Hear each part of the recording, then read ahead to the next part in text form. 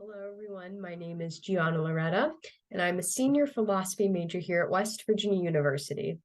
In this video, I'm going to be discussing a specific branch of the vast philosophical discipline, ethical theory, which is, in my opinion, one of the most interesting topics to study. So to start, here is a brief overview. So first, I'm going to elaborate a little bit more on what exactly ethical theory entails.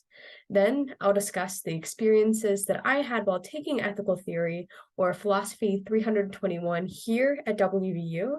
And then finally, I'll go over one of my favorite readings from that class, The Experience Machine by Robert Nozick. All right, so what is ethical theory all about?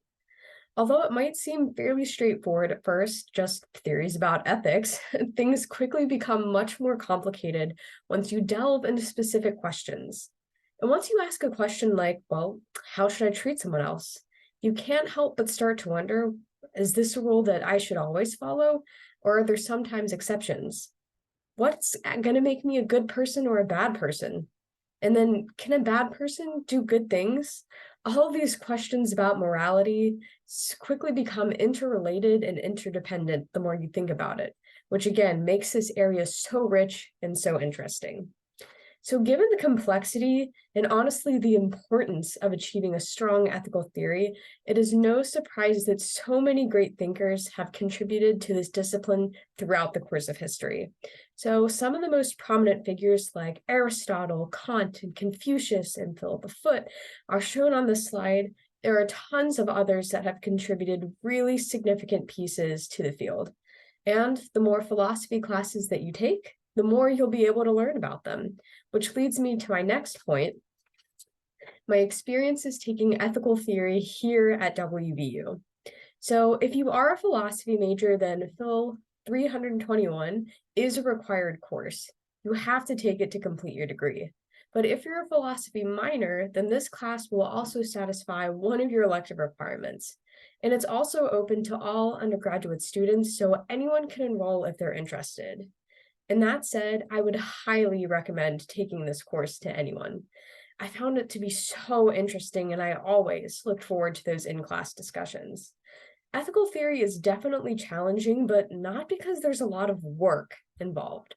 Rather, the texts and the lectures really made me take a step back and analyze the world around me. Like, for example, we all generally agree that lying is a bad thing, but is it sometimes acceptable to tell those little white lies? What if you're trying to protect somebody's feelings? When do you have to draw that line? It does get pretty tricky, and these are the kinds of tough questions that we talked about every day. And of course, all of my classmates had a different take. But even when we disagreed, though, the debate was always respectful, fun, and for the sake of learning. And that's really the true benefit of taking philosophy here at WVU. All right, so I've talked about moral philosophy pretty generally so far. So let's jump into a real example of ethical theory, the experience machine.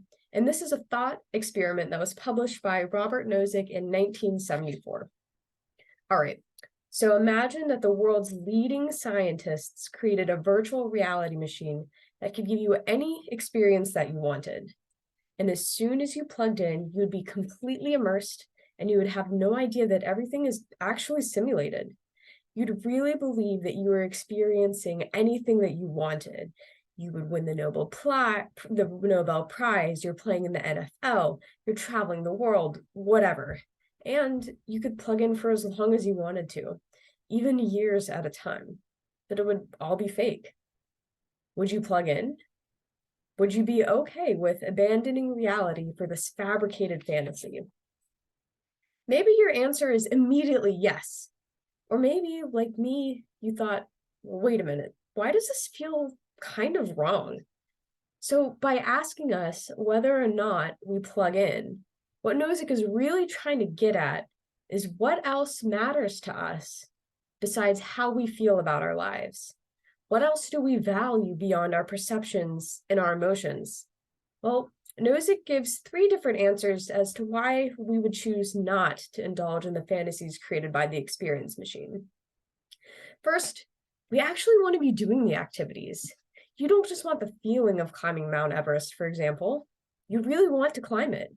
People don't win awards for feeling like they've done something, by the way. They actually have to have done it.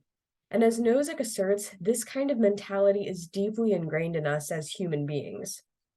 Likewise, we also want to be certain kinds of people. But when you plug into the experience machine, you leave your real self just inert in the world.